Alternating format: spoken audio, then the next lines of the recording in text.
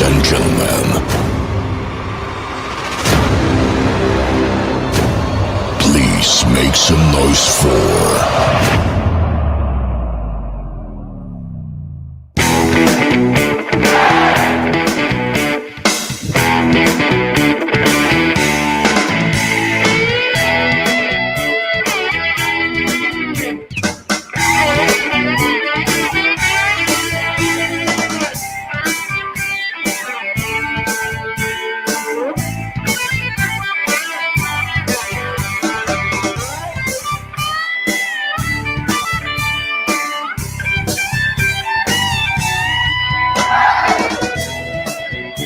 I told him when I come back, we're going swimming. So, tell everybody thank you for them. Скажи, дякую. Дякую. Ні, англійський. Thank you. Thank you. Thank you, что? Very much. Еще раз. Thank you very much. Thank you very much. Thank you, guys. Future president of Ukraine right here. All right.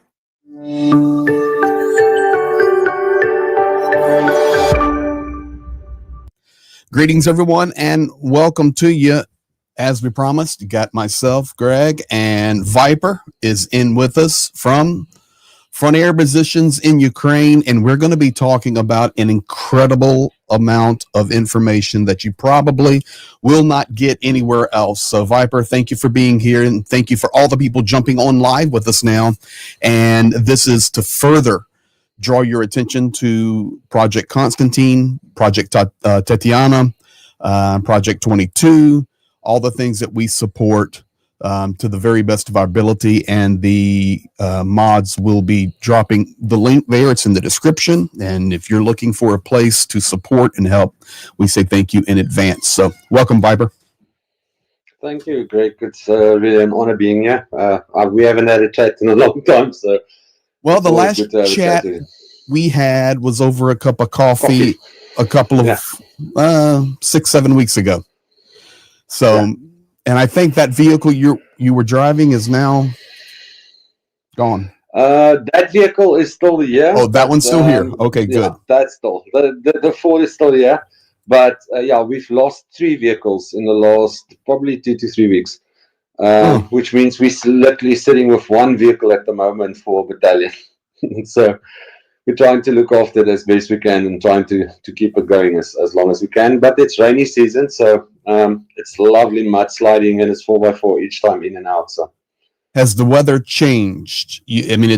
I know. Yeah, we're going. Yeah, I saw the extended forecast, and there's an Indian summer they call coming for about a week. It's going to warm up again, but that's probably it. And we're going to be into fall and winter heavy.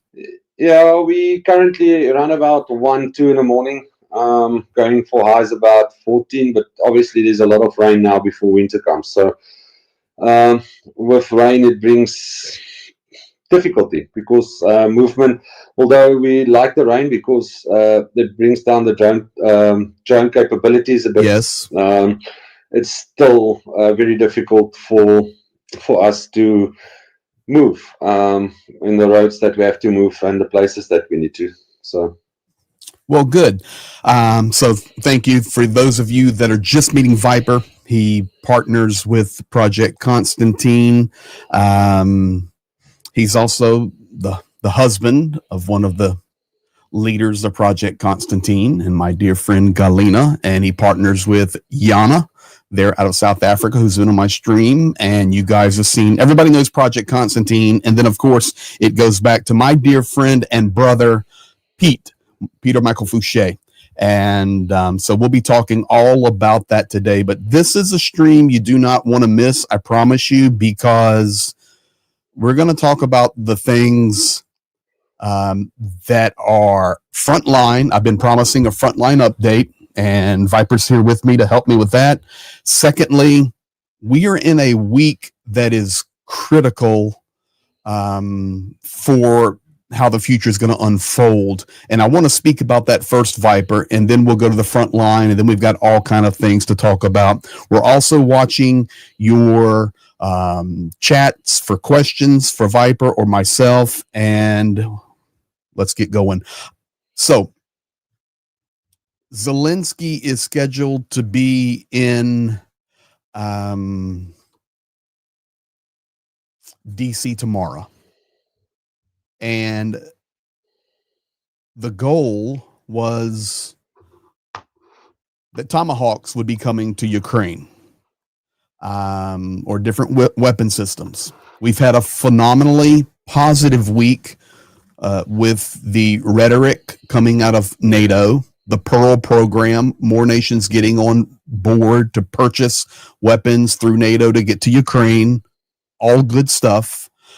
Russia has been hitting very intensely the electrical and gas infrastructure of Ukraine.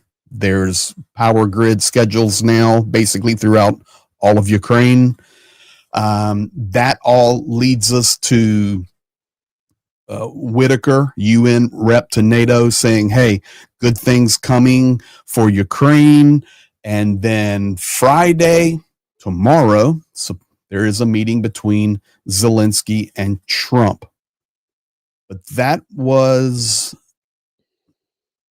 I don't want to call it VIPER until we have to, but it may have just been usurped by a little phone call with Vladimir Putin. And the phone call lasted 2 hours. General consensus. I feel all the talk about Tomahawk missiles was mostly psyop and fake news to freak out Putin, and that is working. It's exactly what the title of my video was, Sarah, a couple days ago. But Trump, just writing this minutes ago, I've just concluded my telephone conversation with President Vladimir Putin of Russia, a very productive one. Putin congratulated me and the U.S. on a great accomplishment of peace in the Middle East, something that he said has been dreamed of for centuries. I actually believe the success in the Middle East will help in our negotiation in attaining an end to the war with Russia, Ukraine. President Putin thanked First Lady Melania for her involvement with children. He was very appreciative and said that this will continue. We also spent a great deal of time talking about trade between Russia and the U.S. when the war with Ukraine is over.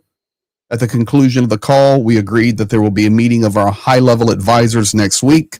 U.S. initial meetings will be led by Secretary of State Rubio, together with various other people to be designated. A meeting location is agreed, a meeting location to be determined. Putin and I will then meet in agreed-upon location, Budapest, Hungary, to see if we can bring this inglorious war between Russia and Ukraine to an end. President Zelensky and I will be meeting tomorrow in the Oval Office, where we will discuss my conversation with Putin and much more. I believe great progress was made with today's telephone conversation. Let me interpret that. There was a reason now given for no Tomahawks to Ukraine, and that is, hey, let's wait, because we're going to have more meetings, and maybe I'll meet with Putin. What do you I mean, it's just, what do you think? You're there. Look, to have a capability like the Tomahawk, we have that capability already. Mm-hmm. It might not be called a Tomahawk, but the capability is there. So for us, it's just to help us to relieve long strike capabilities. So for us, it's the disrupting logistics, command. That's predominantly where we would use them. Infrastructure. It would be nice to actually hit their electrical infrastructure as they are hitting ours. But at the end of the day, we are producing. It's just, you know how it works. Mm-hmm. You start scaling, but to scale is not so easy, and then that takes time. So it's a time game. So that would have, I think, just given us a lot of breathing room to be able to have that additional weaponry like Tomahawks and Taurus and that. But yeah, that's about weaponry. About politics, I am not the president of the US or from Ukraine or Hungary. So at the end of the day, I can only fight what I can fight with my powers that God gave me. So I have to fight with that. I think it's, we called it, okay, so I'm gonna let the cat out of the bag right now. I personally never believe that one Tomahawk will go to Ukraine. I think it is an operation to put pressure on Putin. Ukraine already has the weaponry. Would it be nice? I completely concur with you, but maybe that's because you're there fighting, and I've spent so much time there. I have more understanding of the real picture. Ukraine is in a critical juncture, wanting to be more offensive. And this is just the way the war is. We're pushing towards 4 years now. So we'll see what happens. But it was interesting call today. €5 super chat here. Let's see. I made a video essay explaining why wars drag on for years, and Ukraine is one of my 3 case studies. Check it out. Well, I don't mind sharing that. World War II epic battles. I've checked your stuff before. Thank you. There you go. Pete Walker becoming a new member. Thank you, Pete, and welcome. Linda S., Australia, got up early in the morning in Australia, set her alarm for 5 a.m. Welcome to you, Linda. I want to catch up with these before we get going here. Brett, up the Grove, $4.99 super chat. What will be done about the fiber optics wires access outdone after the war? Also, thanks to every donor. We closer with 3 trucks. That's the Florida battalion there. Very cool. That's with cars for Ukraine, I believe. Brett, VIPER will be discussing specifically fiber optic drones, probably in a half hour or so. Petra Olsen with the Swedish non-smoking initiative. Petra, gave up smoking to support Ukraine, and we say thank you for that.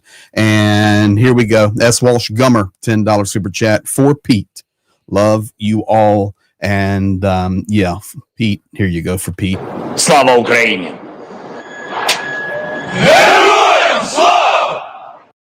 Yep, my friend Pete.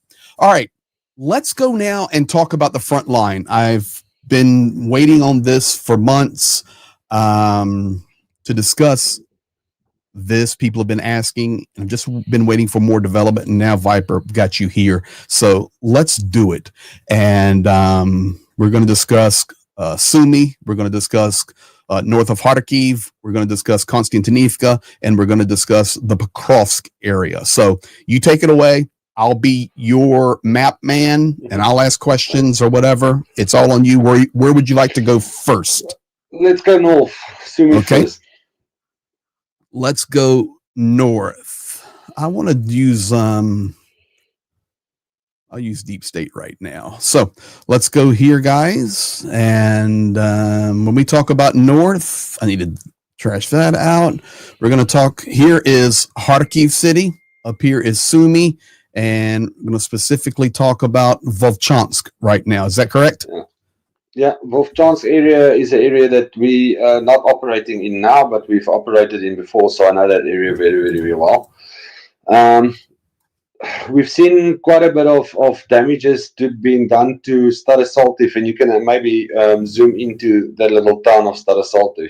Starosaltiv is right here, guys. It's very beautiful. We had coffee there once. Yes, I've been there.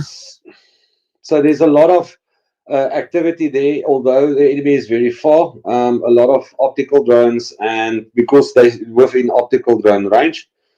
But not only that, it's been capped quite a couple of times, and they also have done shade strikes there,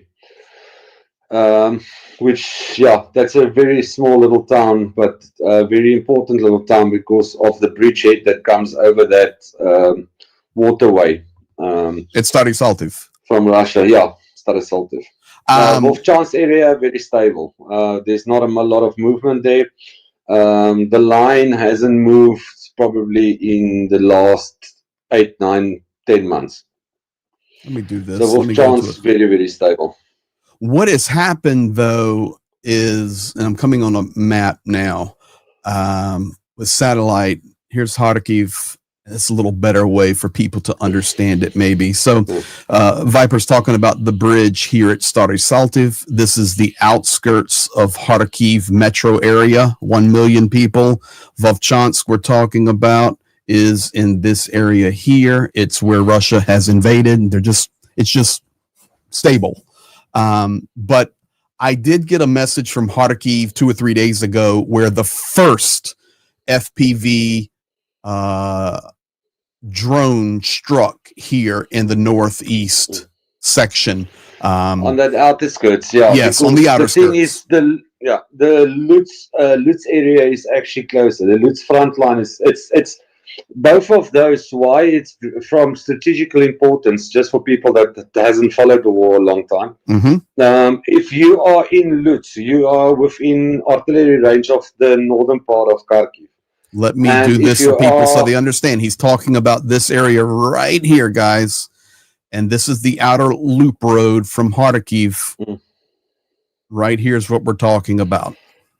And it's heavy populated on that northern area. Yes. There's a huge amount of people staying there, and big 10 level to 15 level story buildings. So important. So if they take Lutz, they will be within heavy artillery range of 172 shells. So that is why we have been fighting and trying to keep as much as possible the line as stable as possible to protect Kharkiv. And the same with Wolfchance. Same thing. Yeah, and Kharkiv is hit regularly and now very heavily and directed with shaheeds going after the infrastructure. So if you're not talking about FPVs, you're talking about shaheed launches. It's close, guys. It's the closest major metro urban area. I mean, Sumy is close as well, but Kharkiv is a much larger city than Sumy to the Russian border. The Dnipro, Pavlograd, that area, to Prokrovsk direction. I mean, we were in that area, more or less eastern area. You don't have to go to the map, but just as a matter of interest. And we had... which area are you talking about now?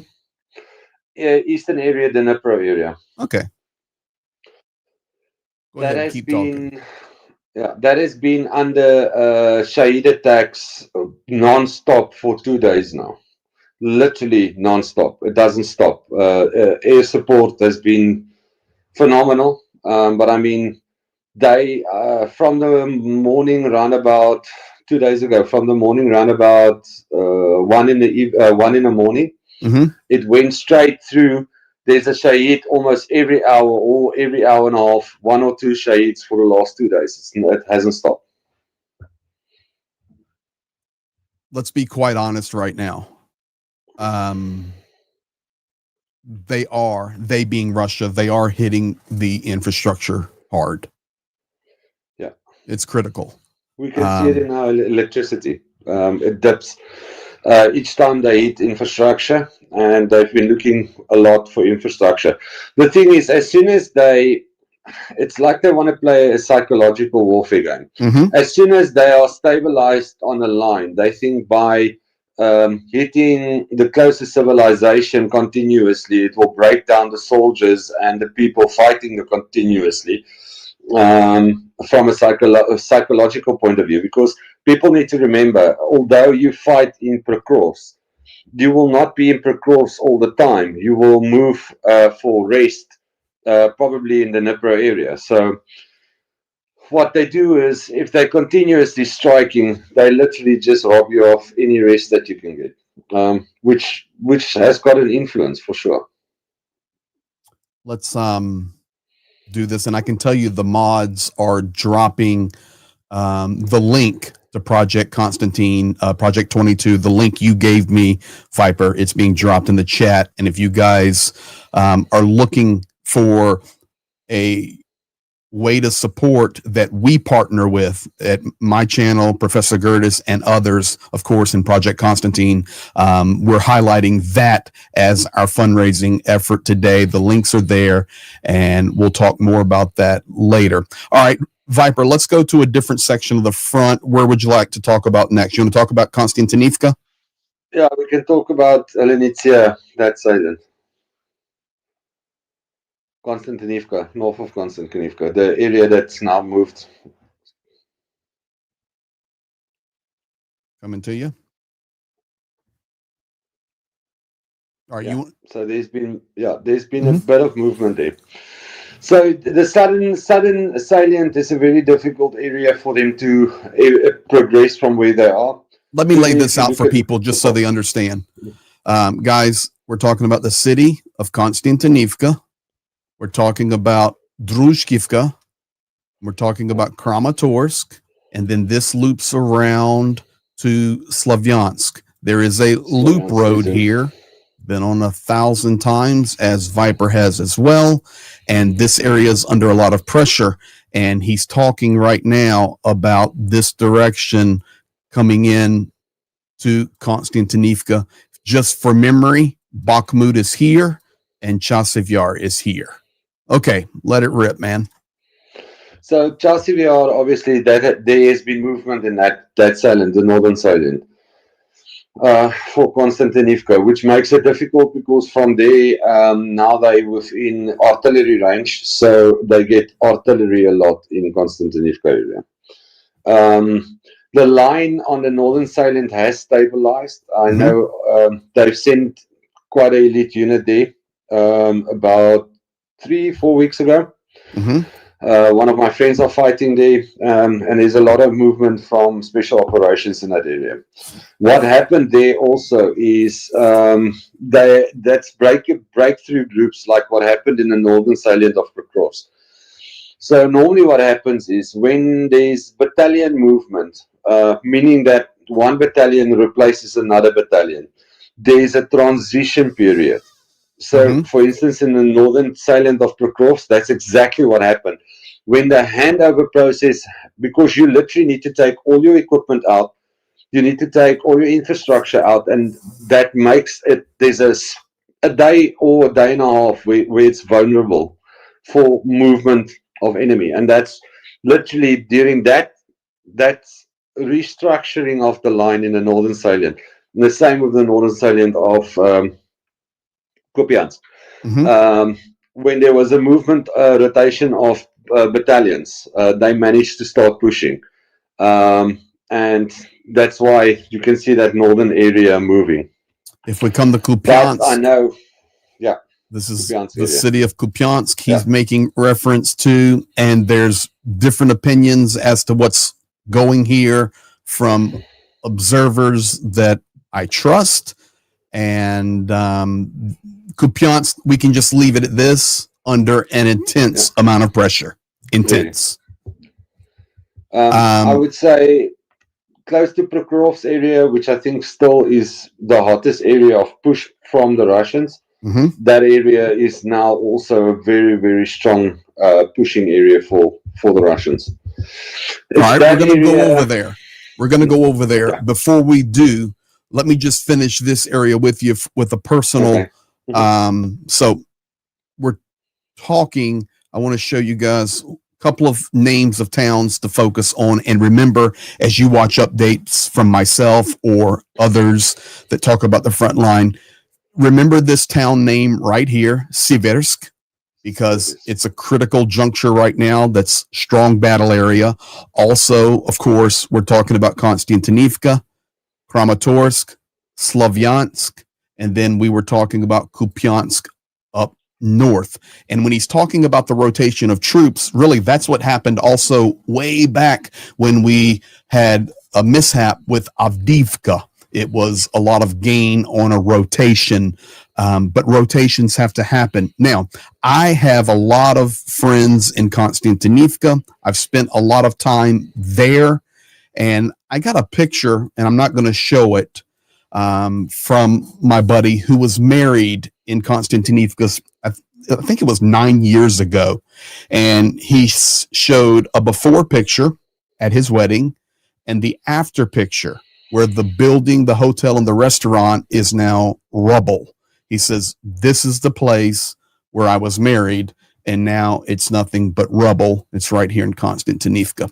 All right, let's go over to Pokrovsk. This is where we want to spend the most of our time talking.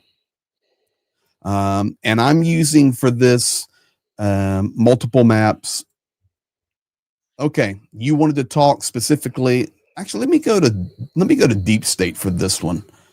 because it's going to show colors a little different for you. Mm. Here we go. There we go. Let's go to deep state. And so talking guys, about here's Nikoroivka. yeah, Sorry, Pokrovsk, you can.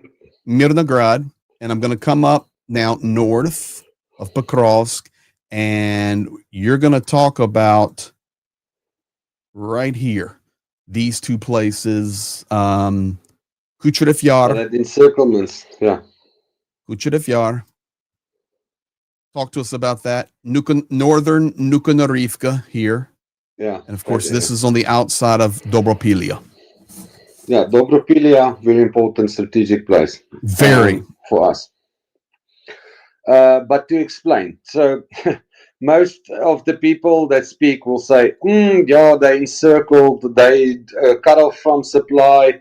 Yeah, in the conventional way of fighting, that would have been the case. But with the way that we are dropping aid supplies, things like now, there is no such thing as you being cut off. If you want to be cut off from supply, you need to be at least 40 kilometers away from, or I will say safely 20 kilometers. 20 kilometers we can supply you. We can supply you water, we can supply you ammunition, we can supply you with everything that you need to continue fighting.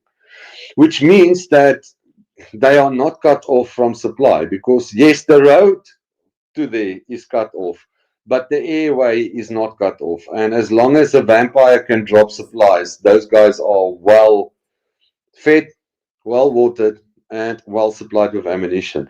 Hence the reason why it's so difficult to clear that area. Yes, it's also a very wooded area.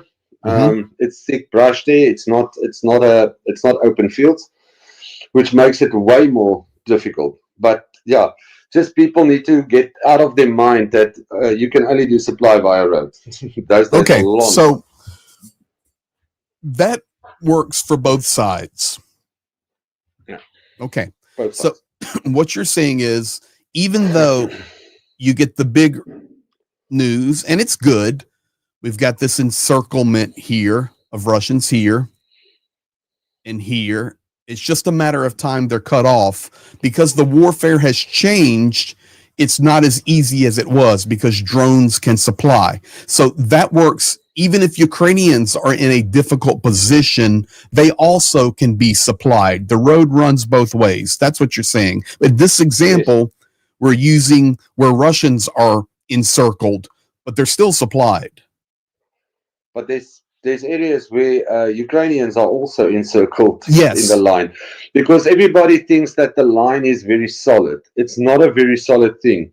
It moves every 2 hours, sometimes every hour. There's pushes, there's pulls, it's a fluent thing that moves within that gray zone, but that gray zone is also not very representative, because you might have a breakthrough of two guys that miraculously went through the area, and you will not see that on a map, but there's a foxhole, there's a stronghold, that's something you won't see, and it sometimes can be past the gray zone. It might be within the territory of us, or we in their territory. So people must understand, this is more or less a visual representation of what the line looks like. For me, but the reality, that's the closest thing you as a civilian is going to understand. Yes, I understand that. But bear in mind, where a line is drawn, it's not a line. It's like water. It would look like the ocean. It will go in and out the whole time. I want to suggest, of course, VIPER giving us information directly from these areas, firsthand witness and knowledge. I've spent tons of time in all of these places, and all these places that are now red. I've been in all these places, all these towns, helping, running aid, helping soldiers, helping people.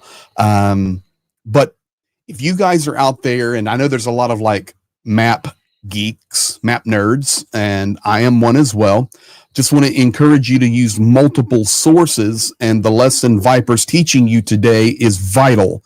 You know, there is no, this isn't the line.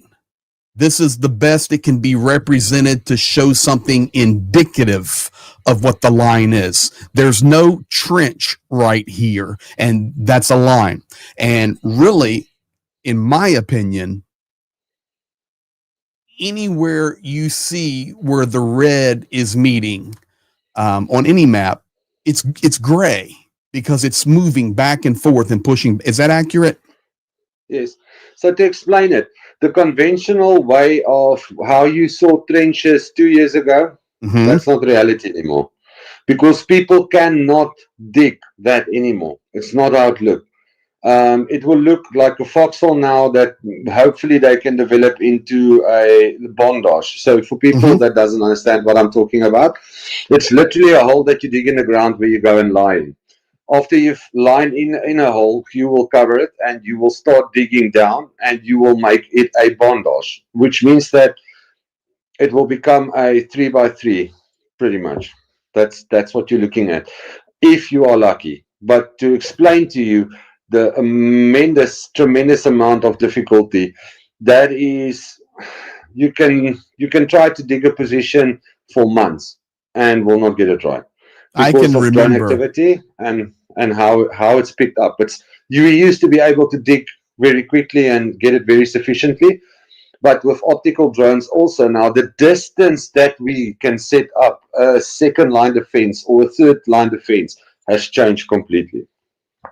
I remember just a couple of years ago, Zhenya and I would go out and be with guys right on the Russian border up outside of Sumy and get into that line and get into their bunker homes they had built.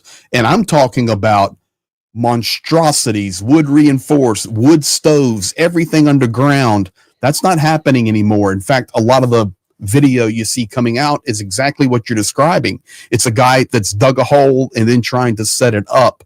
And, you know, this is a lot of the frontline video that we get out now from body cams. But so guys, this is what I encourage you and VIPER encouraging you. If you study maps, you know, here is a map I follow. Here's Deep State that everybody knows.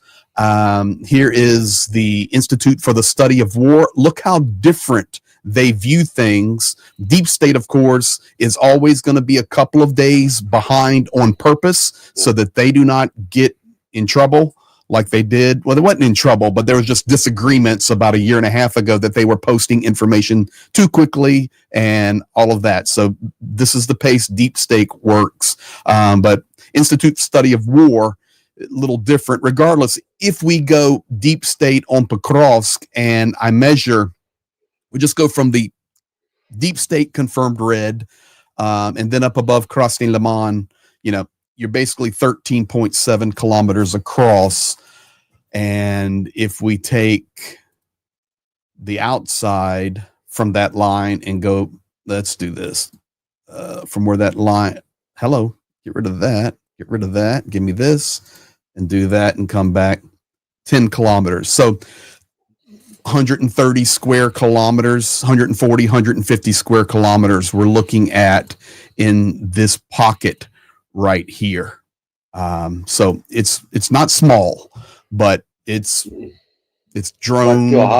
It's drone swarms. The visual confirmation from a normal Mavic 3 Pro is about anything from 4 to 8 kilometers. I mean, zoom like I can see you 8 kilometers easily. So you can imagine with 8 kilometers is 16 kilometers cross section that you can see. So I mean that's not the top of the range drones. So. Well, let's do this. We've covered Sumy. Kharkiv area. We've talked a little bit about Kupiansk and Konstantinivka and Pokrovsk and Mirnograd and Dobropilia. And you've explained to people how it can look on a map that Ukrainians are surrounded or Russians are surrounded, but it's staying that way because they're supplied. Let's now change it a little bit. How have frontline evacuations changed between today, October the 16th, and 2 years ago, for example, when Pete was doing this early in the days of Project Constantine? How's it changed? 2023, even 2024, you were able to actually evacuate people. Now it's extremely difficult because of the drone warfare. So it used to be a stabilization point, used to be very close to the line. You would have a stabilization point probably 5 to maybe 8 kilometers on the furthest point where you could actually stabilize guys. At the moment, and from there, they would have came in with a hell of a speed with an ambulance, grab and drive you to a secondary stabilization point, or what they called a field hospital. And from that field hospital, then you would have been moved to a hospital. Today, that doesn't exist anymore because of the range of drone warfare.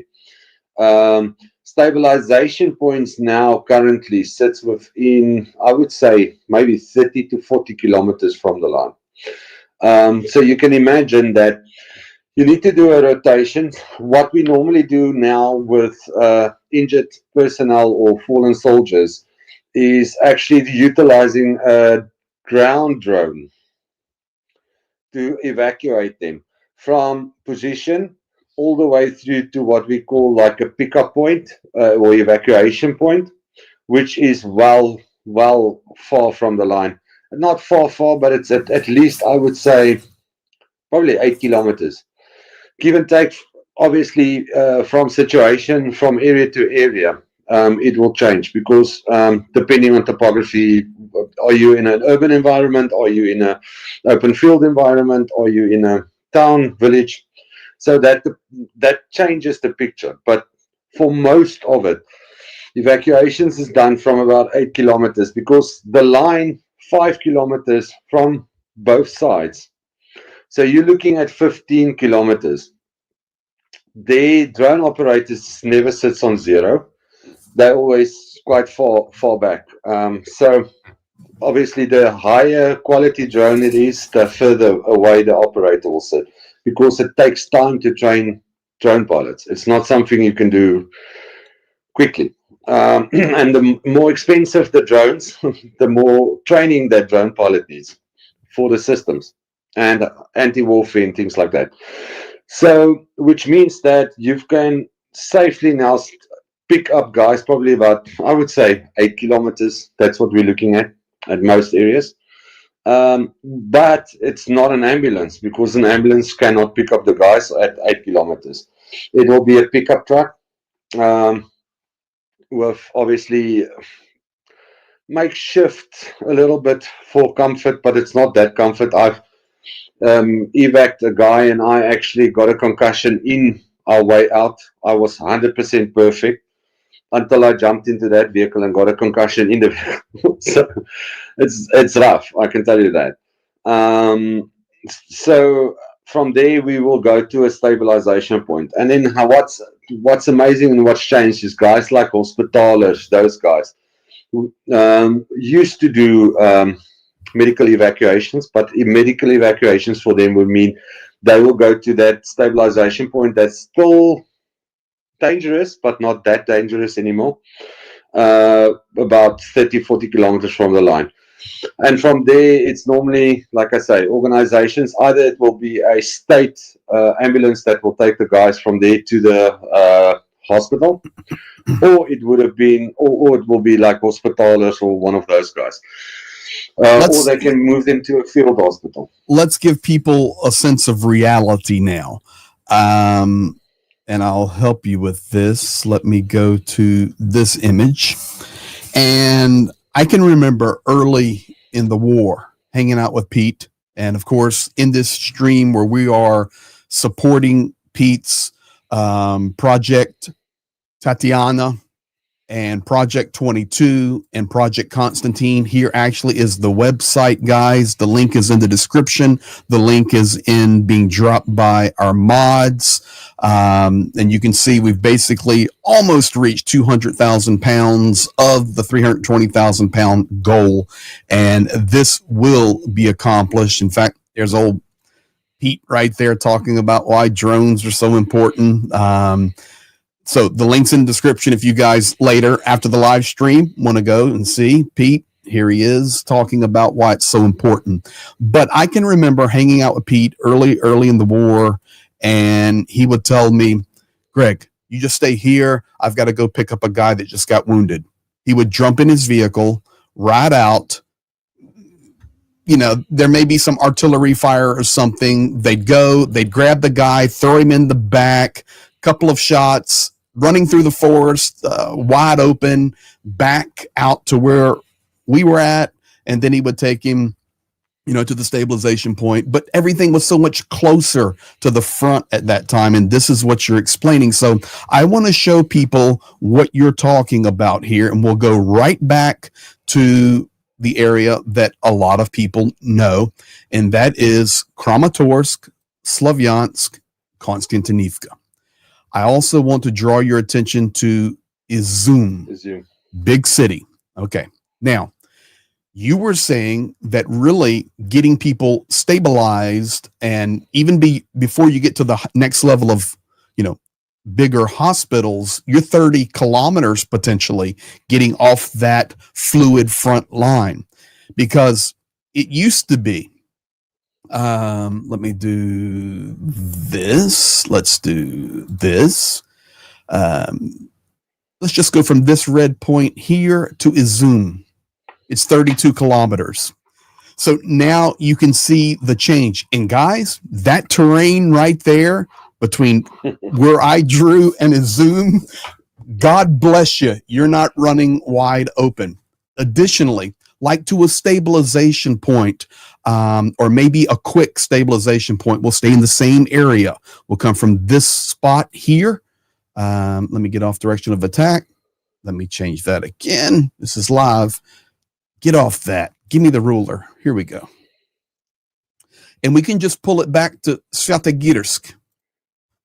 11 kilometers. Where are you going to try to maybe bring out for the first phase? And the reason I did Svyatogirsk is on purpose, because this is the place where we laid Pete's ashes to rest. It's Svyatogirsk. Beautiful river there, big golden church, town on the other side of the river, completely shell-shocked now. And then you have to climb up this big hill to get up out of that basin there. So it's not easy at all. And now with the drone activity, and then we talk about key critical areas for medical support, and that would be places,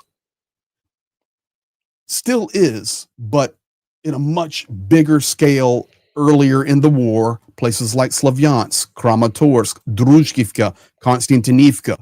But now, guys, those places are so dangerous with drones, artillery, glide bombs. It's just not reality anymore. So this is why VIPER's teaching you guys today. We're pulling back to here, getting some health before pushing way back towards Dnipro, maybe Pavlograd. Kharkiv, exactly. So there you go. It's completely different. Let me get a couple of, no, let's do this one first. So with that evacuation, it's all changed.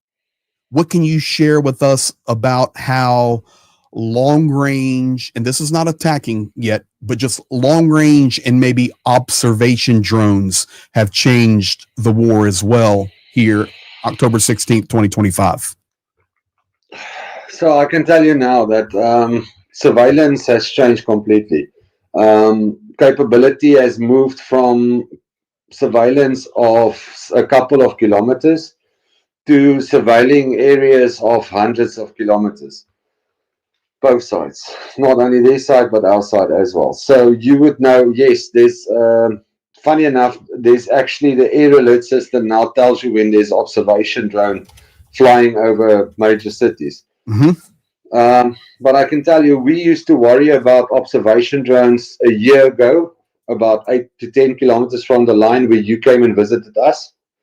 We were worried about observation drones, but not really worried about striking drones because FPV's capability wasn't there at the moment. Mm-hmm. But now that area is like a nightmare. You like it's you can't stay where you came and visit us with Zenya. Nobody is living there anymore because of striking now of drones. If you look at capability of observation, you're talking at least from the line or from where the operator is 100 kilometers. That's what's observed 24 hours, almost 7 days a week. I remember. Then it's not long range. Sorry. Then you get longs like Zala. Zala can observe literally the whole Ukraine. There's no. You can go to the westernest part, which probably will be Krakowitz, and go and have a look at Poland's border if they want to. Well, that a is lot of something totally different. places, you know, especially larger cities, Kiev, Odessa, Dnipro, Zaporizhia, you know, Ukraine will put out the alerts and they will say, hey, observation drones are in the air. Pay attention. Higher probability of attacks coming now. You know, there are observation drones in the air right now. Ukraine is expecting a larger attack tonight in various cities. We'll see what happens after the Trump-Putin call. Couple of questions. Let me do this because my guys got me on the back end. Can you guys tell me, because I'm using multiple softwares today with VIPER, can you guys confirm for me in the chat that the audio is better now for me? I know his is perfect. Is my microphone now much better? So hope so. I fixed it. You can give me a plus or hello, it's okay. That would be great. I appreciate that. Now, secondly, there was a question in the in the chat that I missed, and I'm going to go to a couple of chats now.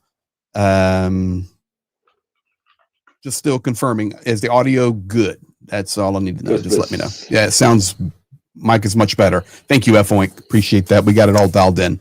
Now, there was a question earlier in the chat that I want you to answer, and I'm going to answer it. You're going to answer it differently than I answer, of course.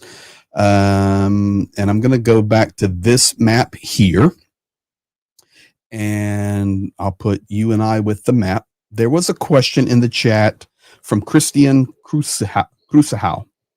How fast can you drive on the roads out there? Okay. I'm going to let you answer all those questions, but I'm going to answer one. Zhenya and I, when we were just in this area, which is Konstantinivka, Druchkiv, Kramatorsk, and Slavyansk. Okay. And we were coming in, and then we had to go over this direction. We had to go this direction. Then we had to go this direction.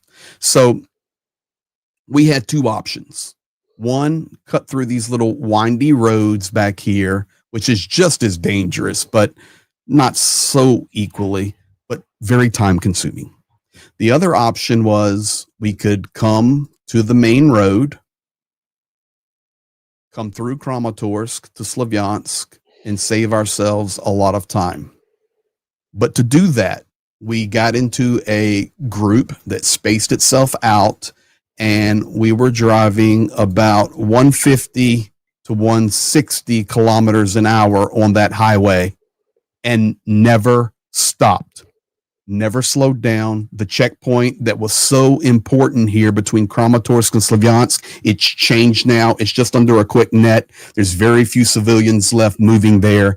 And it was like a Formula One race. But I know in other places, VIPER, tell us about the roads when you get on the broken roads and how fast are guys moving? So, Greg, that's funny. We've lost currently a Kazakh about a week and a half ago, trying to drive with that because, yes, a Kazakh is armored. Yes, it's got the thick bird cage like you've guys seen it. It's quite, but the first time we took our Kazakh out, we actually lost it because a Kazakh cannot drive faster than 80 kilometers an hour. But I can tell you, the guys that drive our 4x4 pickups do sometimes 110, 120. It's very nerve-wracking. I don't know. Hopefully, you don't have to experience it, but it's normally. I always started breathing once we go down to about 60, 70 kilometers an hour. Then we know we're out of the danger zone. But up to then, I can tell you now, it's normally roughly about 110, 120 kilometers an hour. And I see somebody made comment that the FPVs can only fly up to 80 kilometers an hour. No, guys. They're at about 140, 150 kilometers an hour now. So that is why. But it's when you move at 110, you're extremely difficult target to hit. The FPV operator needs to be extremely good to be able to catch you. And bear in mind that we're still utilizing drone jamming systems, so it cannot be a normal FPV. It needs to be a optical FPV, which they do use a lot. But then also maneuverability of an optic FPV is not as much as a normal FPV. But you can imagine if you had to bank it, you can actually cut the cable and then you lose the drone, and it happens from time to time. I can tell you when I'm referring to is this road right here, which is probably one of the better conditioned roads in any of this pocket. It's a 4-lane main road that pre-wars, of course, is the highway connecting these large cities. You know, pre-war, you're talking 300,000-400,000 people metro area, combining Slavyansk, Kramatorsk, Druzhkivka, Konstantinivka, if not up to 500,000. A lot of plants there, power companies, mining operations. It's a huge industrial area, and this is why Vladimir Putin wants it. But on that road, it's still pretty decent shape, and it is nonstop. We actually lost a friend there, and there is a you know the sign. It's right here somewhere. When you're coming in from Kramatorsk, you come down the hill, and the Slavyansk sign is there. And we lost a guy there who had to stop for just a minute. So just think about this, guys. He had to stop for just a minute, and boom. So it's quickly talking about the observation. Sorry, Greg. I wanted go back. Just mention this as well. Very importantly, is once there's a Zala or something flying overhead of one of the big cities, you can. The next alert that you'll get, you'll see that it's ballistic. That's how it works. So they do reconnaissance, and then all of a sudden and with ballistic missiles, it's very fast. So normally from Crimea to Odessa is about 3 minutes, 3 minutes city, I think they're about. Well, 3 minutes to 4 minutes within the whole western flank of Ukraine. So you can imagine that, when they do a lot of observation, you can imagine that you can already go to and wait for ballistic missile for sure. Yeah, I've experienced those, and I know you have. All right, well, let's move to this. Talk to us. We just did a partner project with Project Constantine for vampire drones, and Yana and Galina and Zhenya smashed it. Professor Gertis, we were shooting for 2, ended up with 5. Then we adjusted it to move to the Hornets with the vampires and the Queen, and it was an incredible project. And we're thankful to everybody. It turned out being a massive, massive project, and we're now prepping for our next massive project. This Project Constantine we support and partner with every day. Love PK, and it goes all the way back to Pete. But speaking of vampires, where are we at now with like drones that have the capability to lift and vampires? So 1 second before you go there. Unless folks are really paying attention, and the people that are watching this live stream right now all over the world, you're paying attention. You care about this, not just about Ukraine, but you care about our world, and you care about the transition of our world.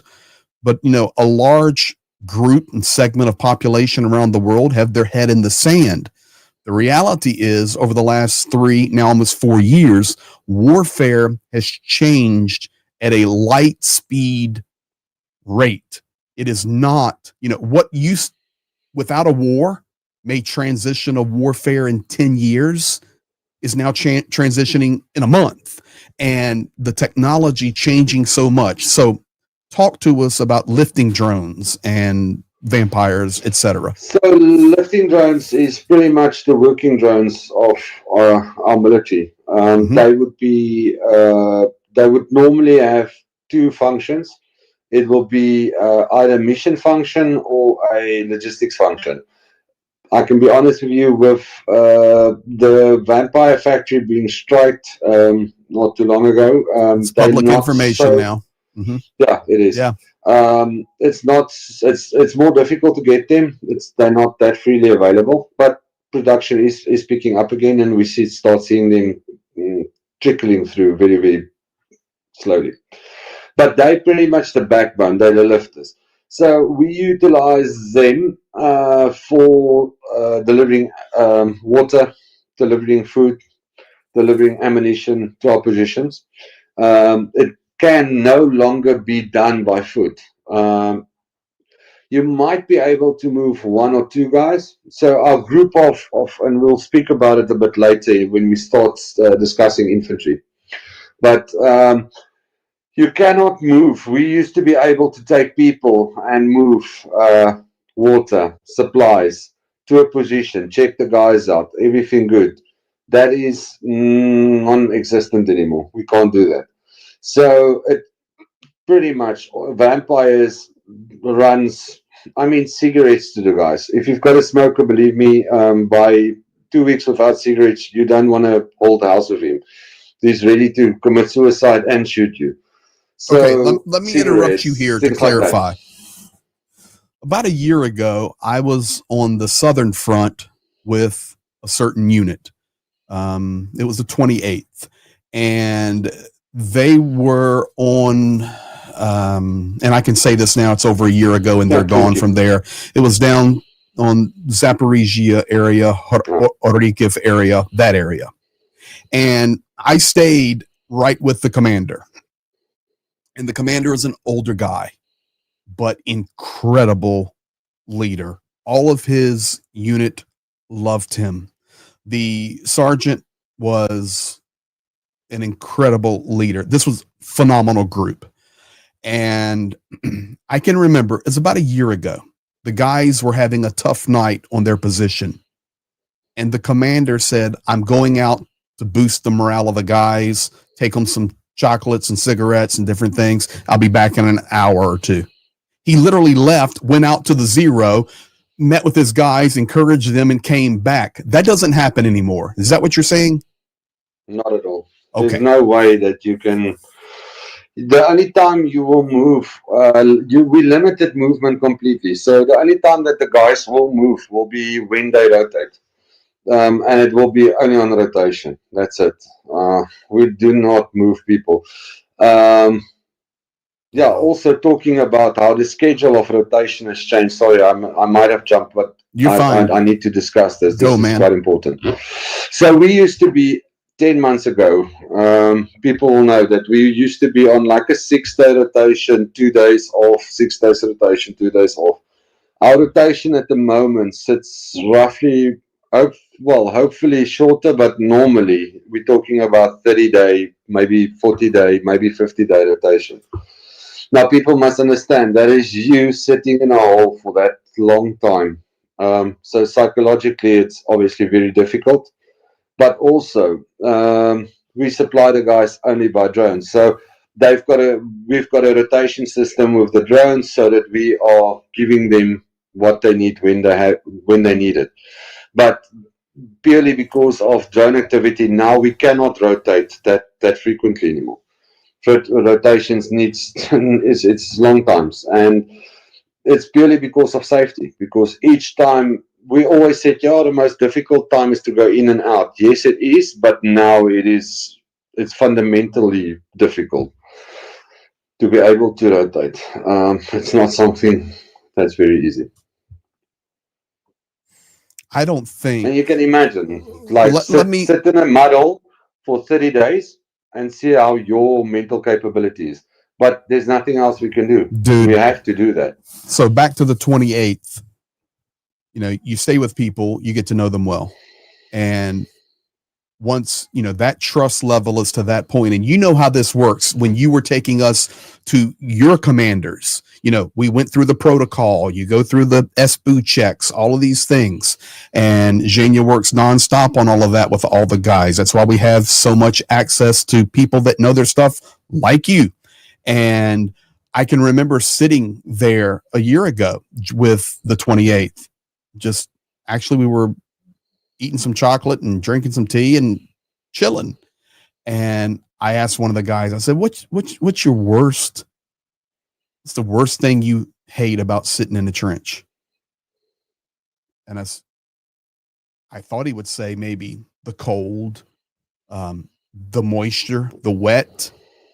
But he told me for him, the mental fight to keep your mind focused when you have a desperate fear of something from childhood that you see in the trench every day. And I said, okay, I understand exactly what you're saying. He goes, man, I have a horrible fear of mice and rats, and I just have to let them walk over my feet, and it's destroying me.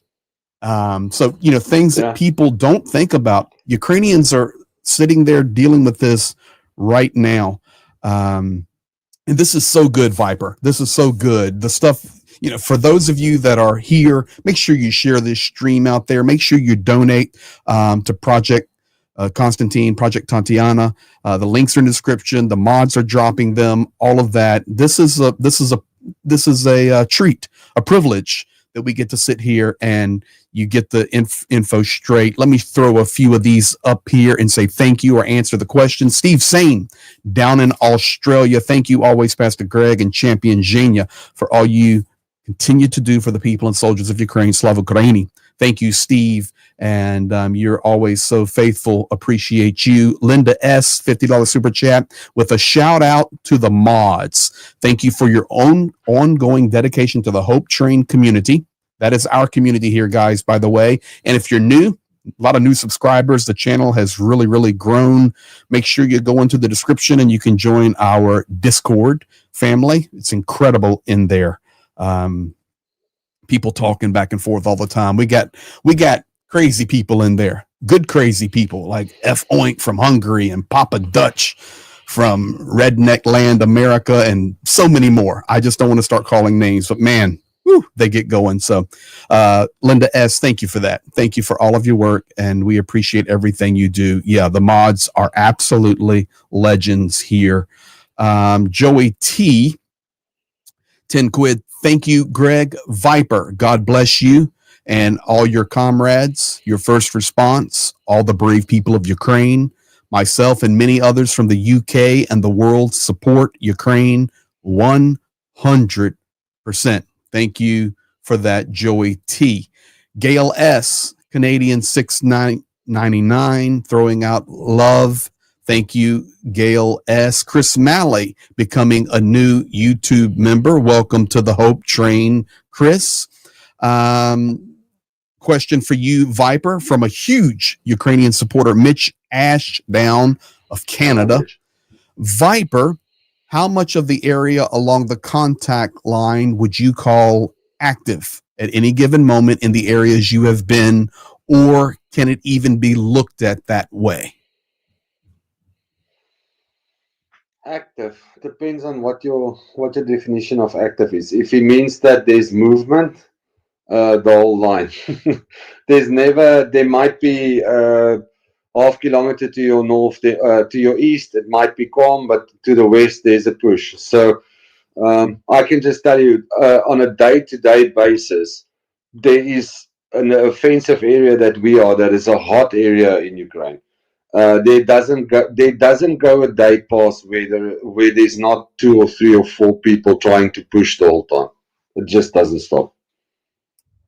And I think also, to help throw this in for Mitch, and then you can confirm it, yes or no. Another reason it would all be active is not just because of personnel and traditional war thinking. Guys, the drones, they're just everywhere at any time. at any The time. thing is, it's integrated. So the reconnaissance, as soon as they see the slightest sign of life, they will start sending artillery. Or what they will do is what we call grid lining area. They know that they've seen some movement there, but they don't know where it is specifically. They will literally take and throw shells.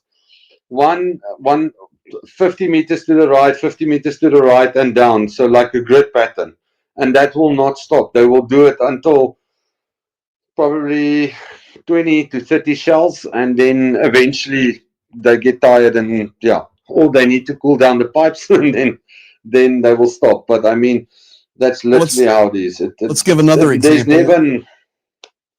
I experienced this example with you. You were standing right beside me in a certain location where a lot of screens were and control was happening for drone warfare.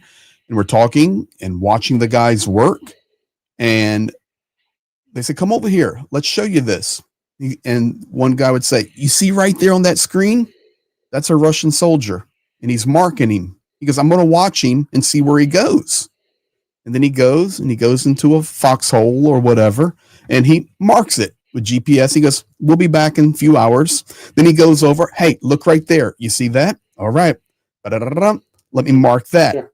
And this goes on 24/7. And then you can go really crazy. And this is common knowledge now, but he goes, hey, let's watch what they're watching. They're watching what we're watching. We'll just grab their signal. Guys, it's inexplicable what is really happening on this war. It cannot be explained. It can only be experienced, but you don't want to experience it. I promise you, but you do want to understand it and have it explained to you. It's crazy. F Oink, speaking of Hungary and a legend in the Discord, gifting 50 memberships. Thank you. Here is your friend VIPER. This is Nick from End Time Independent News. $4.99. Thank you, Nick. Good to see you safe and sound, VIPER. Go get them. Good hunting. All right, you're getting a direct message here, VIPER. Adrian, legendary supporter of Ukraine. I met him. Yep. Was an honor to meet you in Kyiv, Mr. VIPER. Wish you and the team all the best and lots of luck. With love from Switzerland, Adrian. Thank you, Adrian. Thank you so much for your continued support of Ukraine. Adam Rounds in the house, huge supporter of Ukraine, member for 20 months. Great stream, always. Good to hear from VIPER, and yes, it is. Linda S. I miss Pete. I miss his drive. If you are neutral in the face of injustice, then you have chosen the side of the oppressor. We will always support Ukraine. Hasta la vista, Pete. Yeah, and a lot of memories of Pete. You know what? Linda S., this is for you. I'm ashamed to be a Westerner. I'm ashamed to be a Westerner. I'm talking to planet Earth today. I'm talking to Western governments today. On behalf of my Commander-in-Chief, President Volodymyr Zelensky of the sovereign, peaceful nation of Ukraine, I'm absolutely ashamed to be a Westerner today. What in God's name do you think you people are doing, drip feeding and delaying this desperately needed ammunition for Ukraine? What are you trying to achieve? Do you not know that God sees everything that you are doing? Do you think there are 77 virgins in paradise waiting for you?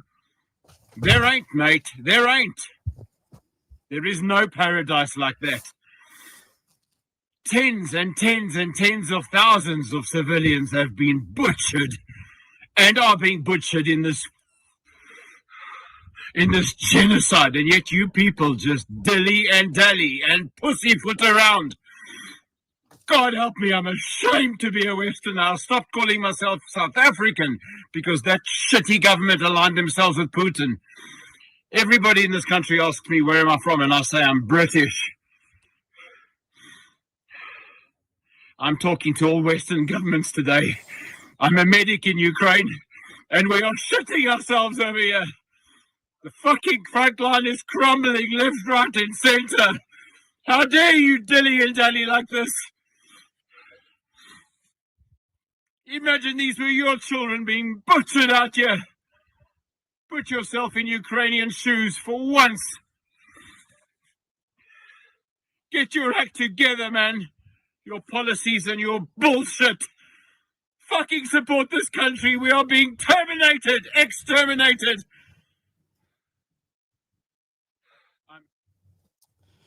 That's a friend. I went and grabbed his jacket his mother gave to me, and I got goosebumps putting this joker on now, but no way, man. Hard to do a Project Constantine stream and not think about Pete. So I went and grabbed his. I sleep in this thing sometimes, man. I just miss him. I would be with him, Viper, and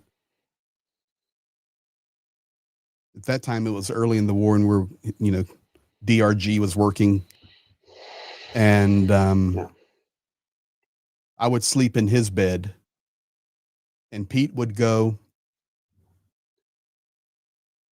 and wedge the doors and sleep with his AK right in front of the door.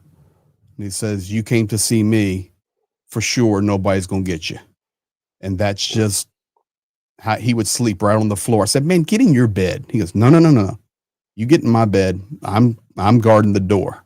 And that's where he would sleep. I mean, yeah. Legend. Yeah. F Oink, Hungarian Franks, 4,000 crazy people. I'd rather be crazy on the moral high ground than sane and morally corrupt. Completely agree with that, F Oink. Nils Clement gifting 10 memberships, and Dutchy. Yeah. €11.99 with much respect for all of the heroes. Completely agree. Let's move on. A lot of questions in here about FPV optic drones. In fact, there's a question in the chat that Pyro Kurt sent to me, one of my mods. And as you talk about fiber optics, the question was, what country's supplying fiber optic lines to Russia, if you know? That was a question in the chat. All right, talk to us about fiber optics. So fiber optic drones, literally what it means is that there's a hotline connection, for those just general knowledge. The receiver and the transmitter is actually linked by a thin glass line. It looks like fishing line. The spool capability, when they started using fiber optics, we started seeing them in beginning of 2024. They started becoming more prominent, especially in Sumy, a lot in Kursk region, but now through the front line. Spool capacity then was probably 10 kilometers was the first spools. Mm-hmm. The spools you can now get access to goes up to 50 kilometers. Repeat that again. 50 kilometers, 50, yeah. But remember that drone operator will also sit a couple of kilometers behind his line. So we recently look at about, well, I can tell you, one of our areas of training is 38 kilometers from the line, and we had FPV strikes through optics there in that area. So, yeah, that's 38 kilometers. I can confirm personally. So that has changed the war a lot. And then talking about countermeasures for them, there's been a gap. So, and this ties into like speaking to you guys about the lab that we want to start doing. Mm-hmm. For the guys that's followed me and know about me, we've lost 2 people up to when we came to the area that we are now. In the area that we are now, I've lost 4 people in 2 weeks. very dear friends of mine, fighters that's been with me long, which is, their names are on this flag actually behind me, and which changed my approach and our command's approach to the warfare. So for us, I said, listen, infantry I can do. I've been training infantry. I know infantry very well. Drone warfare, I know about it. I know about the technologies. I know how it works because we have to do countermeasures against it. So we found it a way of actually tracking optical drone operators. We can accurately track them. Really? Yeah, but it's a very specific way of doing it. I wish I can tell you, but off camera we can talk about it. We've tested it. I've written a protocol. I've looked at various technologies, and it's actually a ex-friend of, not an ex-friend of mine. He's still alive. He's just not with Ukraine anymore. He actually introduced me to this technology, and we use this. So, but the problem was there's a gap in what capabilities we've got when you start looking at around about 25, between a 25 kilometer and 55 kilometer. There's a safe gap that the Russians has got. We've got deep strike capability, but our deep strike capability looks at up to 100 kilometers, but preferably in between 60 to 100 kilometers, because that's where the biggest targets are. So 4 or 5 drone operators is not a very big target for them. They would look at logistics hub, things like that. That's what deep strike, I've got a friend that's in a deep strike unit, and that's what they look at. They look at disrupting command, where the command is, things like that. So there's a gap. So we currently developing in-house through the help of Project Constantine as well. We've acquired 3D printers. We've acquired some engineers to help us develop, to have a look at just strike packages between 15 to 30 kilometers. All we want to do is hunt their drone operators. Because if we can hunt their drone operators, for us as a battalion, on brigade level, they will look at the long distance hitting. That's their job, and they do it very well. But we want to hunt their drone operators.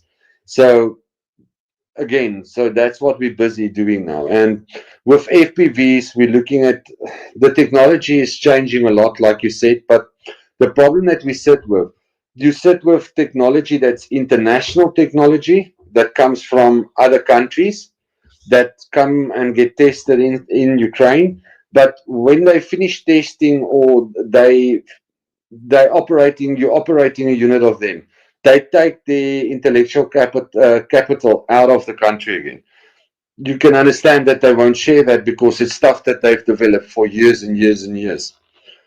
So Ukraine also has some proprietary information, but it's also something that's not shared with all units, because you can imagine that that's not information that is shared lightly. And if you have to get such a level of information, it won't be on a brigade level. You will have to jump to very, very high ranking officers to be able to get that information. So we're trying to develop, literally, my day, my night, my morning is on development of autonomous FPVs working together with a swarm technology, which would be like a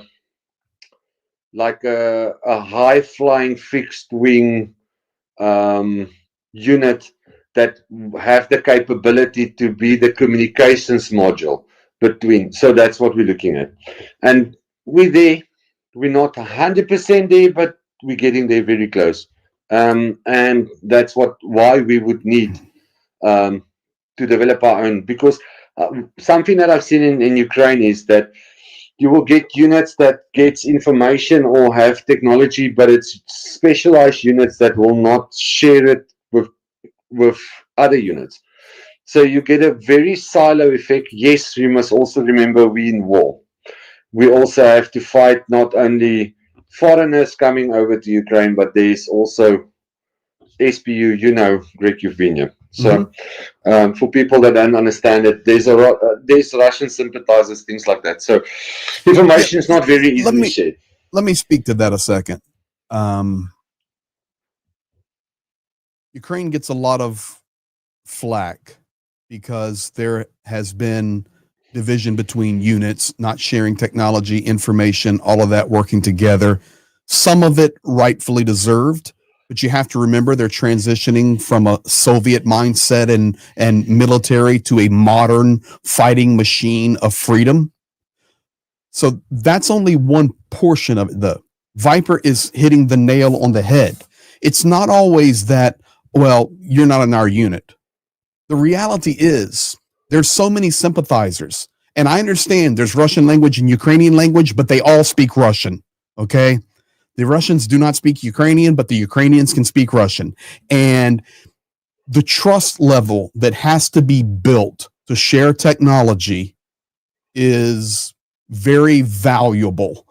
And, so be slow to judge the Ukrainian military when you hear the stories, because now sometimes rightfully so, we have a Soviet commander, get rid of that dude, whatever. But there are times because of security issues and collaborators and people working behind the lines, it's dangerous. So I hope that helps people understand a little bit better. I wish we could get a scarlet letter and we can brand him. Yeah, wouldn't that be nice? You can mark. That would be awesome. Nice circle with an A, and it would be awesome. Unfortunately, we've been through checkpoints. We've been through checkpoints, and Zhenya's dropping very intricate Ukrainian on the guy because he just had a feeling. I'm not sure something's up with this guy. Yeah. So he'll go to something that you have to be Ukrainian to know it. And we've had some questionable situations. I've got a sense, I must say. I pick up a vibe very easily. Yes. And then it's like, no. Something is not eating here. It's something we off. Did absolutely interact with a Russian guy this a while ago, so I can say it, at a checkpoint going into the city of Dnipro, no question. And Zhenya actually turned around and went back after him, got to the military and says, no, there's something wrong with this guy, and reported him. Kristen Cruz with a question for you. I'm in logistics. Could VIPER please explain how Brave One is working for the guys at the front? You familiar? Brave One. Brave One. They don't do anything for us. Nothing for you. Okay. No, for our battalion, even our brigade, I can tell you now they're not involved. Okay, so he can't speak to that. But Christian, we're glad we could answer your question there. And listen, Pyro Kurt Brubaker, one of my great mods. Dang. Every time I see that clip, I get so pissed off. And by the end, I'm in tears. Rest in peace, Pete. Gerom Slava. I want to speak to that for a second. BME 5 quid, a little help the channel. Slava Ukraini. There's no way I can pronounce this name, but YOLO Swaggins became a member. Thank you. And YOLO Swaggins, gifting 10 memberships. That's the best job I can do pronouncing that. If it's wrong, please forgive me. Now, I saw it in the chat as well. Linda S. going, oh, I'm so sorry I brought up Pete. No, this is the stream to bring up Pete. I wear this jacket with honor. And you guys, I know it makes you want to have a tear, but what we're doing, Pete is smiling on. We're carrying on the vision. We're going to finish the mission. And listen, it's tough, but you're doing exactly what Pete would want you to do. And that is to stand with Ukraine, stand until victory, and do everything you can to support. And he's smiling. So thank you. Let's keep the attitude in the chat pumped and happy, because nobody had more energy than Peter Michael Fouché. And I'm telling you, it'll boil through even now. So, all right. So you talked about the autonomous drones there. Now, let me ask you a personal question about Project Constantine and what do they mean to you personally and your new friendship and Well, working with? And I can tell you now, not because my wife is a director, but that's got nothing to do actually with it. Guys, the thing with Project Constantine is because it's not a big organization, and I don't want to diss NAFO. They've done some work for us. I don't want to diss Cars for Ukraine. They've done a lot for us. But the problem is they are only focused on specialized things. Okay. So for me, with technology that changes, I can't go to an organization that is the size of NAFO or the size of Cars of Ukraine. I need to go and say, hey guys, this is what our requirement is now. This is it. Okay. Yes, you buy it and you source it and you get it sorted, but they can get it sorted when I need it. I am not one person, and Greg, you know as well. I'm not a guy that will tell you, "Oh no, I need this, this, this, this, this, this, Mhm. this." I never work like that. But when I am telling you, "Hey, Xenia, I need 20 Motorola batteries," it's because I do not have. I don't have.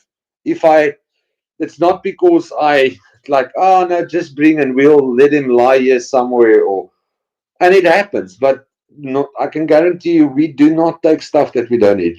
And Project Constantine has helped us with vehicles. I mean, they've helped us with drone jamming backpacks. They've helped us with optics. They've helped us with so many facets of things that we as a unit cannot get at the, we can get it at the ZSU, but it will take us IFACs. I mean, IFACs. Our IFACs that's issued is Chinese tourniquets with maybe one chest seal with some ibuprofen for pain, one Israeli bandage. I mean, they literally kept one of my guys alive. Literally. And I can share the photos with you where Mhm. he was shot numerous times. If it wasn't for Project Constantine's first IFAC that they issued us, that guy wouldn't have. He was at the point to just pull the pin of his grenade and leave the lever and blow himself up. That's where he was. But he managed to get out of that. I mean, our medic had a backpack from Project Constantine, being able to quickly assess him, quickly help him, get him, pull him out and get him safe. They literally, that guy is he's now a platoon commander, but I can tell you that's the reason why he lives. There's no two ways about it. I mean, operating, yeah, that patch. I love that patch. I do too. Operating with a drone backpack, people say, "Oh, but it's optic. You can't do anything with a." Yes, you can't, but it's not only optic. There is still normal FPVs together with optics, together with Mavics, together with all of that. If you can eliminate one of the top three dangerous things, you've got a 33.333333 better percentage to live. That's as simple as that. So that is what I mean when I say, and then coming then to Project 22. Mm-hmm. You know what's the saddest part of all? Me and Pete has been in the same area of operations, but we've never met. Because at that stage I was doing other work, and I still to this day I wish sometimes I could have met him because I mean, being a South African with a surname as Fouché, there's a lot that we could speak about. But so coming back to Project 22, I mean, guys, there's an aim. It was a dream. It was his reality, and as a soldier and as a person from South Africa, all I want to do is try and help to finish this, not for myself, but for Project Constantine and what it means and what it means and what that would do to bring that to fruition and finish what he started. I mean, I've got no. I've met the commander of 67th drone team, Major. Amazing guy, speaks English, energetic. I mean, I'm still, whenever Elena is in our area, they're in the same area, 67th is in the same area as us. We still run, we communicate between us. I mean, I always take her for meetings and discussions. Hey, you guys are just our neighbor to the left. What are you seeing? What are you thinking? And actually just opening that channel of communication. And I mean, 67 is still there and we help each other because that's how we work. For sure. And the bottom line is we need to finish this, not only for Pete, but for Ukraine. I can remember when this got into his head, he blurted out, I want to raise $400,000. And then I've got to get 22 each of these things, 22.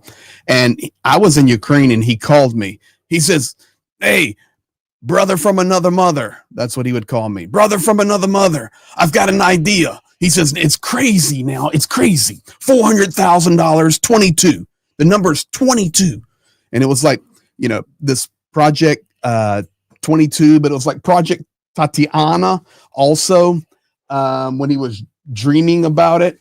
It goes way back. I was prepared for this stream with you, Viper, because I knew we would be talking about Pete. So this is the project, but this is the patch Pete wore on his helmet, you know, battle worn, but this was the Angel of Bakhmut and the Tatiana patch. So, you know, all of this is in the roots and the foundation of this Project 22. And I'll tell you what, I concur, and I'm sure in the stream as well, people are talking about it. Who's on the is that you, Yana, on Project Constantine? Yeah, that would be Yana. So here, all you got to do is that, and we'll get it taken care of. There you go. There's the link right there. It's also in the description of the video. Oh, no, she's talking about, sorry, Greg, she's talking about the interview that Helena had with Major from 67. Yeah, that she, can she drop that? That's the YouTube video, but I don't think so. Yana, send it to me on WhatsApp and I'll take care of it for you. No problem. But, you know, Gertis and I are getting ready to start another project that we've been working on. But listen, I think we also going to do much more to get behind Project 22 and finish it with our great communities and the people and the wonderful friends from around the world, because this needs to be finished.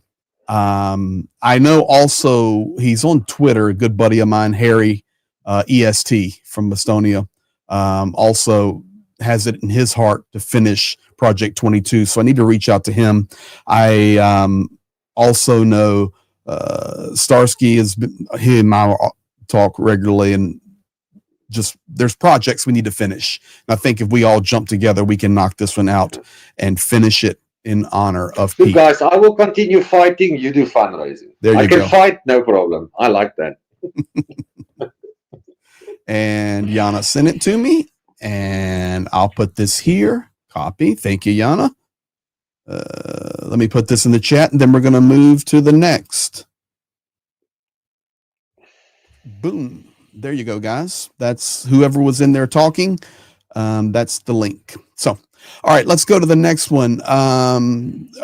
Have we discussed? We spoke about the 42nd drone. That's our drone laboratory that we're busy putting together. The MIB 42 project. Yeah, latest countermeasures for drones. Okay, so lay it on us. Let's speak about that.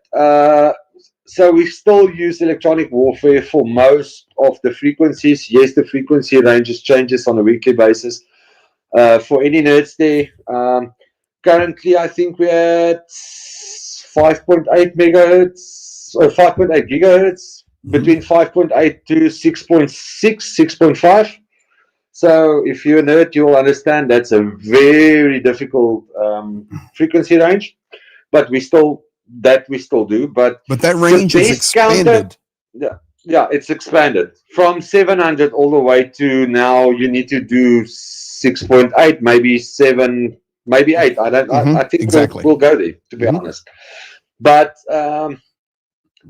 the best countermeasure for drones is killing the drone pilot. I'm sorry to say it over air, but that's the reality. If there's nobody to fly If the there's drone nobody can't that can fly. fly them, and the thing, yeah, and the thing is, you do not find drone pilots just under every bush like people think. It's a very extensive and very expensive way of training people.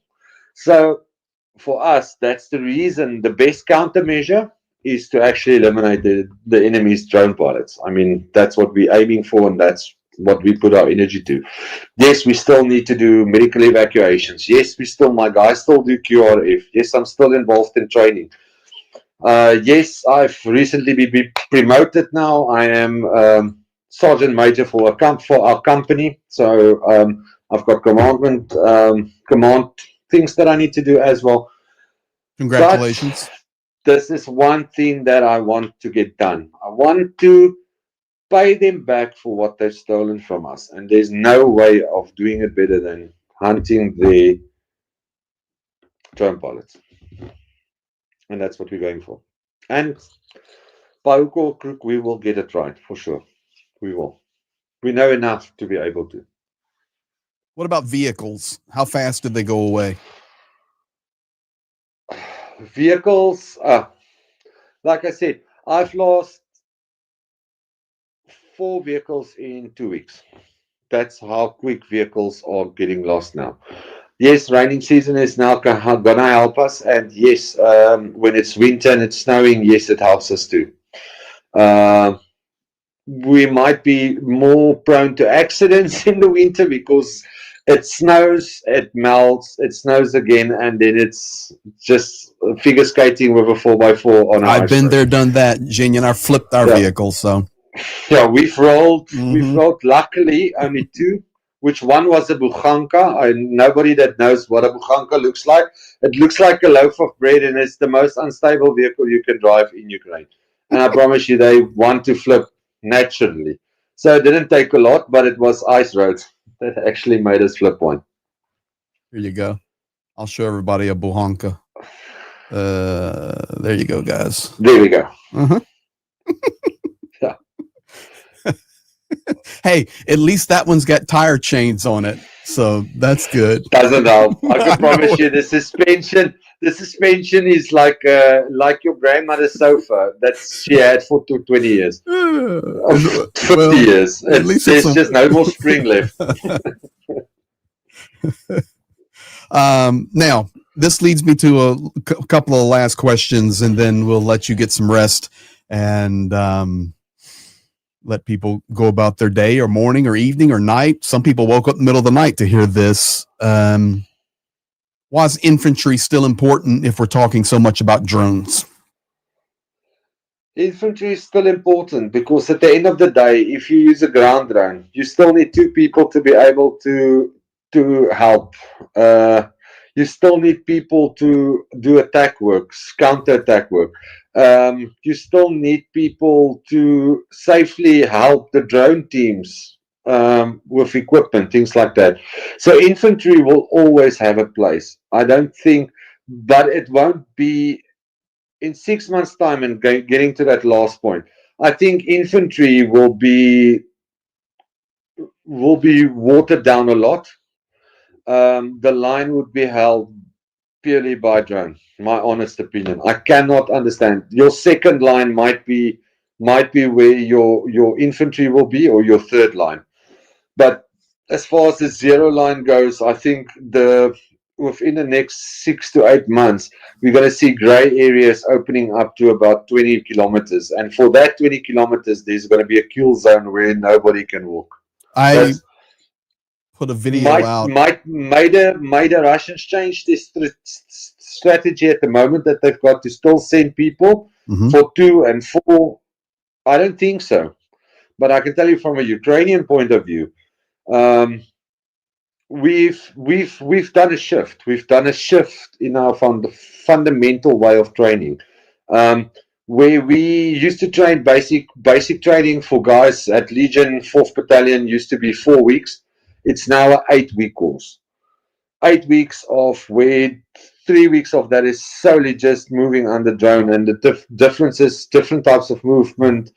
We've also dedicated a lot more time.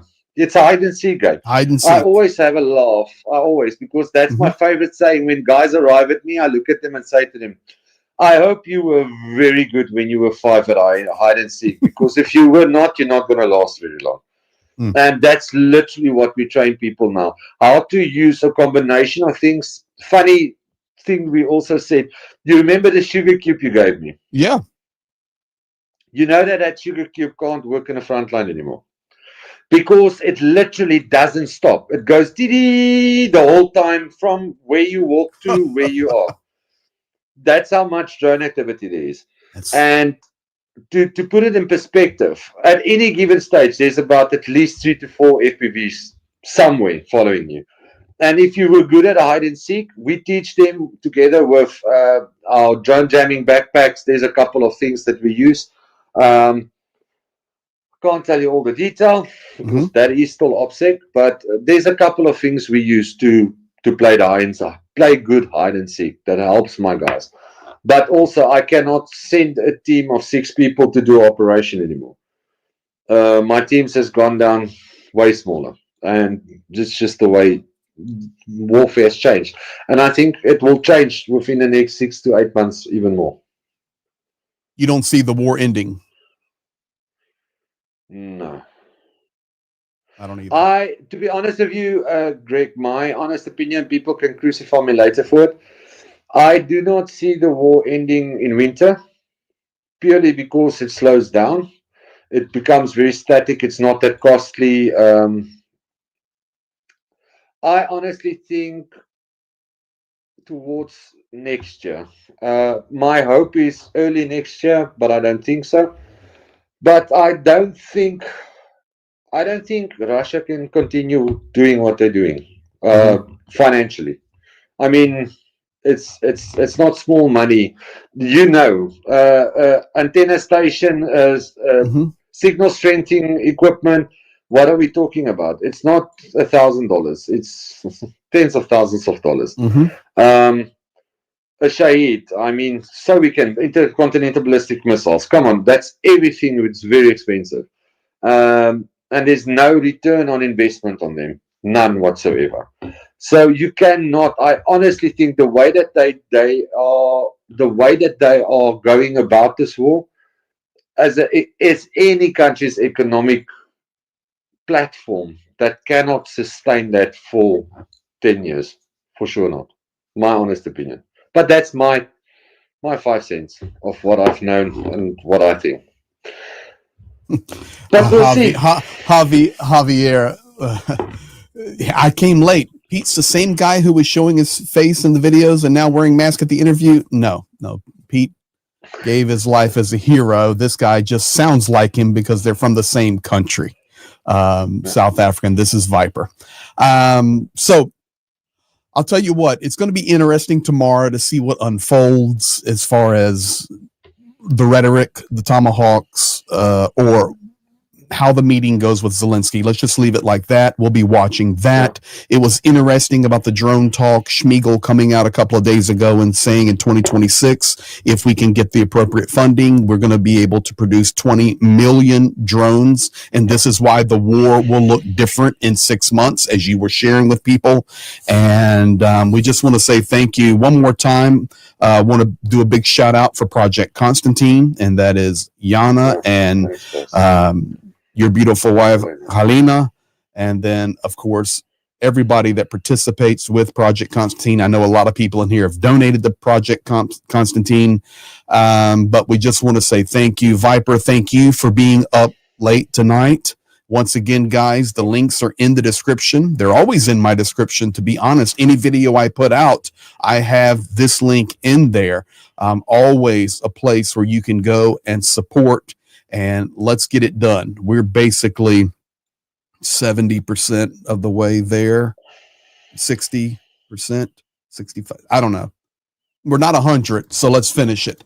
And we say thank you. In addition to that, Viper will be watching for the new projects coming up with 42 and lab projects and the change of warfare. Thank you so much for spending time here. I need to get to this. Johnny Nedregard in the house. He is the Norwegian island dweller. I've nicknamed all these wonderful supporters. Hello, Hope Trains. Listen, after this war, we must do a tour. I'm telling you, man. People. I tell you, I'm going to enjoy that. I'm telling you. Christine McDonald, thank you for that £4.99 there. And yeah, it's been a wonderful, man, we've almost been doing this 2 hours together. Well, I'm glad you kept power and all of that. Please tell your lovely wife hello from me and greet everyone there, all the team members, and to everybody that's in the live. One big thank you and shout out to all the mods. If you're joining late, this was nothing but an hour and 45 minutes of straight info direct from Ukraine with the latest updates about the war, technology, drones, you name it, and the support of Project Constantine and Project 22. So thank you guys so much. You guys be blessed. I see you, Mitch Ashdown, coming in here at the last second. Let me put it up there. $10 Canadian. Extreme respect. And thanks to you, Viper. Thanks, Mitch. Thank you, Mitch. All right, guys. Viper, stay right here. Okay, brother. And any last statement you want to tell people, and I'll roll us out. Guys, again, just support the people that support the soldiers. I mean, you guys, I think never ever will there be a war that's crowdfunded like this, to be honest with you. And I promise you, every $5, every $1, every $2, if 1,000 or 100,000 people stands together, there is strength in numbers. We see it on the front line, and we see it when you guys are donating. So please support Project Constantine. They are doing a lot of good work, and they are there helping us to fight the good fight and continue fighting. And be blessed. Be blessed, guys. Razem do Peremoga. Love you, brother. Okay. Stay in here. We'll talk. Be blessed, guys. Слава Україні!